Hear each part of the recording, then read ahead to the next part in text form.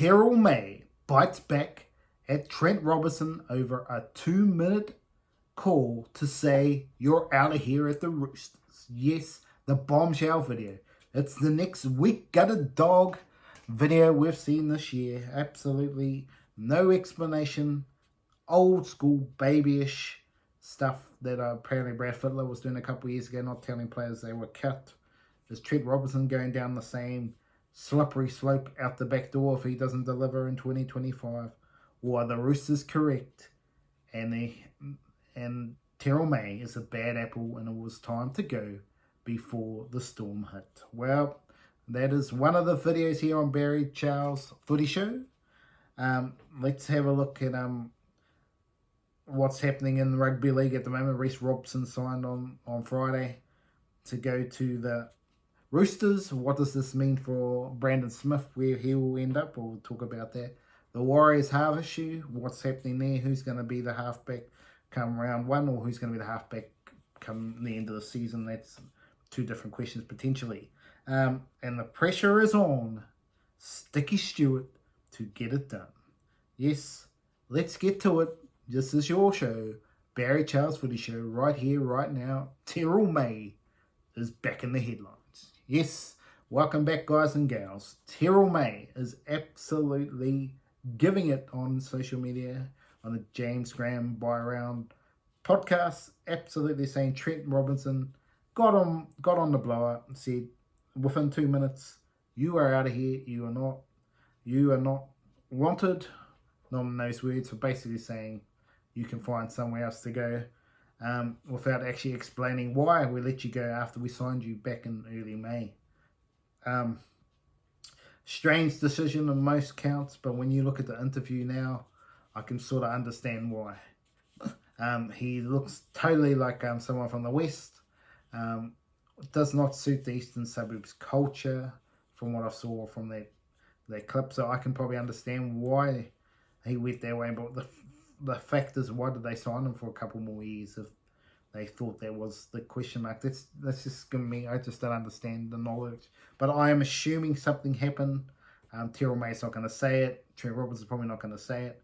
But there was probably some beef in the background somewhere, whether it was between them two or something else.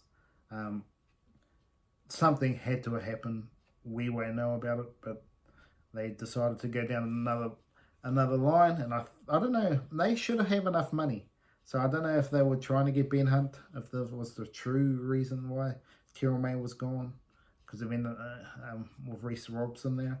I just don't know. I just got a funny feeling they just didn't like his work effort, and they wouldn't say it publicly. But I still think that is what the case is with the Terrell May saga there. Yeah. So yep, Terrell May keeps on giving us highlights. We will see how that story goes. Reece Robson, yes, he continues to sign. He signed with the Roosters for 4 years, leaving Brandon Smith out the door. Where does Brandon Smith go in 2026? Because he's unlikely to go anywhere 2025 unless he goes midway through the season. No club will sign him now. They might sign him in the July-August period. I think that's when he potentially moves, or he stays at the Roosters, one or the other. But where does he go? Well, the talk is Bulldogs or Dragons at the moment, but I would not be surprised if the Sharks ever play for him, and Benji with the Tigers, a potential pit stops here. I think he would be a revelation at the Tigers. You could put him at 13 or on the bench at 14. I think that would be a perfect fall for Abby Coruscant, have the rest. Brandon Smith comes on, and that would be ideal. But if he wants a starting spot, that is where the question marks come. The Bulldogs have their own players. It's going to be interesting where he wants. If he wants a starting spot, where does he go? Because Dragons probably look at Cole Flanagan, but do they look at Brandon Smith? If Brandon Smith is looking at 13, he goes a lot of places here.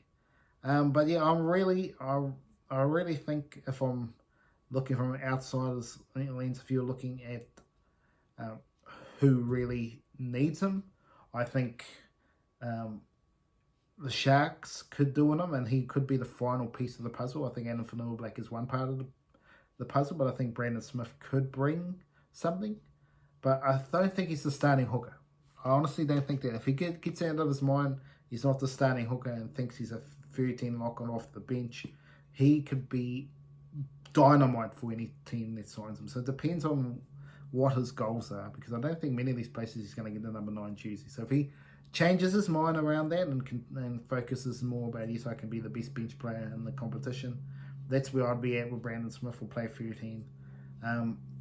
It's tough to say where he'd end up, but I would say the Sharks or the Bulldogs would be where I think he'll end up, one of those two.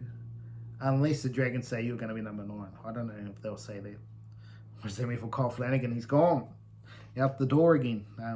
So time will tell with how that one shakes up. Well, yes, the Warriors. They've got issues, the Warriors. Who's playing number 7 come round 1? Well, all the talkers is going to be Luke Metcalf and Te Maire Martin. Is that the right answer? I'm going to say no.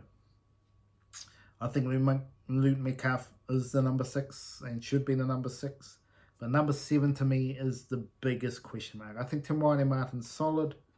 But then again, if he gets the full reins to the castle, he could be fine. He knows he's number 7 and he could be brilliant. He's probably the most consistent out of this bunch. Let's put it that way.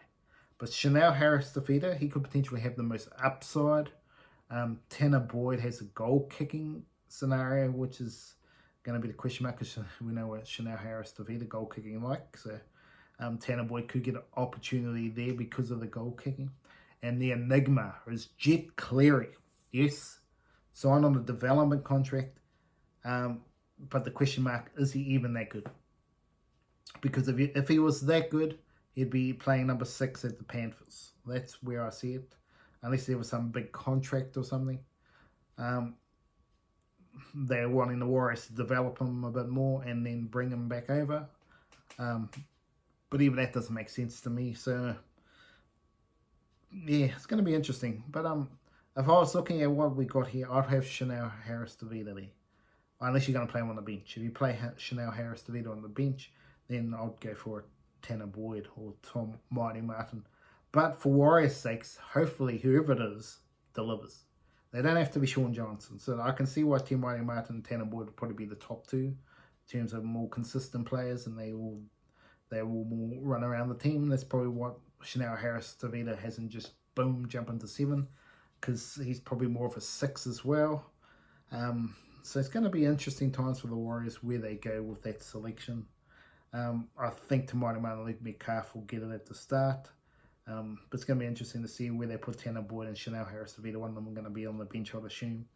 It's going to be an interesting time there for the Warriors. Also going to be a bit like Newcastle. They just get flipped around each week and we don't see anything. Well, we know what Andrew Webster, he normally stays loyal, so I expect that to be well. Well, the last talking point, I thought I'd put this one in here, is Ricky Stuart. Is this the year that he is finally let go by the Raiders coming into 2025? He is obviously the messiah down there with Mal Meninga. They're the 2 biggest guys down in Canberra, but he's the number 1. He's got everyone in the mayor. He's got everybody on his side here. Anthony Albanese, he's got everyone on the side down there. He's got the keys to the city. But is this the year that the pressure gets to him? If they lose to the Warriors in round 1 in Las Vegas, and it continues to spiral down, they've got a young side. They need to deliver. Or the pressure cooker of Ricky Stuart could be out the door. I don't know. Any other club, he would be out the door. He would be gone already. But the Raiders done it with Dom. I mean, with Dave Ferner for a long time. Could have got rid of him earlier, but they kept them. Same with Ricky Stuart now. They've been there for a long time. But there's no deliverance of a premiership. That is the problem. There's been no premiership for a long time for the Raiders fans, and maybe they need to go down another order. But anyway, thank you for joining me here at Barry Charles Footy Show. Remember to like and subscribe to the channel, and I'll be back next week or during the week for another video. Have a great day out there.